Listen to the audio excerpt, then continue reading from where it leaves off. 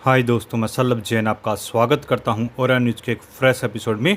America को सबक सिखाएगी त्रिमूर्ति, त्राहिमाम करते रह जाएंगे डोनाल्ड ट्रंप।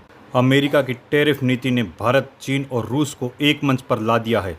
वैश्विक आर्थिक संतुलन में बड़ा बदलाव दिखा रहा है, जहां ये तीन देश मिलकर डॉलर पर निर्भरता घटाने और व्यापारिक सहयोग को बढ़ाने की दिशा में बढ़ रही हैं। यह गठजोड़ आने वाले वर्षों में नई वैश्विक महाशक्ति का रूप ले सकता है।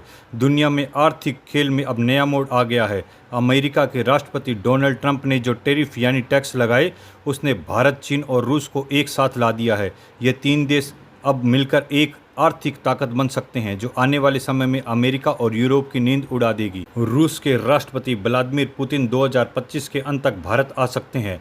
वहीं प्रधानमंत्री नरेंद्र मोदी भी जल्दी चीन जाने वाले हैं। ये सिर्फ औपचारिक मुलाकातें नहीं है, बल्कि एक नई शुरुआत की तैयारी है। तीनों देश अब आपस में कारोबार, तेल, तकनीक और पैसे के लेन देन को लेकर एकजुट हो रहे हैं। अगर आने वाले समय में ये तीन देश सच्चे मित्र बन जाते हैं तो डोनाल्ड ट्रंप की त्राहिमाम करते नजर आ सकते हैं।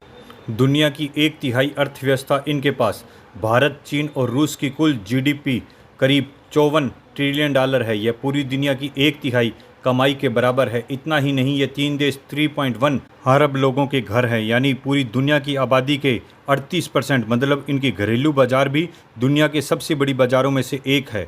अब डॉलर पर निर्भर नहीं रहना चाहते ये देश।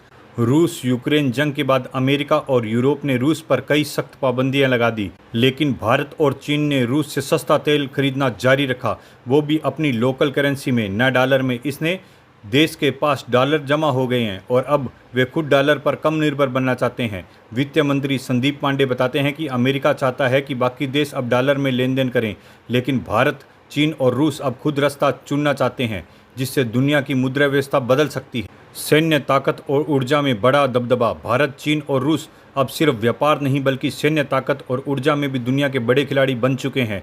तीन देश की कुल खर्च करीब $549 अरब है। वही दुनिया की 35% ऊर्जा खपत इन्हीं देशों में होती है।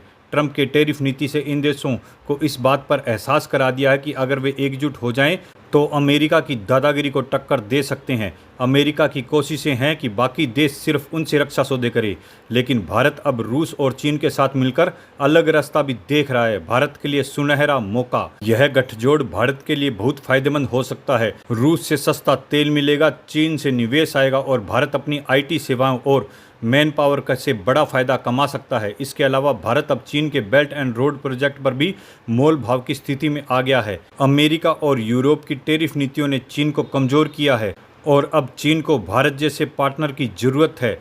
अब वक्त आ गया है जब दुनिया चाइना 1 नहीं बल्कि इंडिया 2 की बात करे। भारत अब सिर्फ देख नहीं रहा, बल्कि खेल भी खेल रहा है। भारत माता की जय।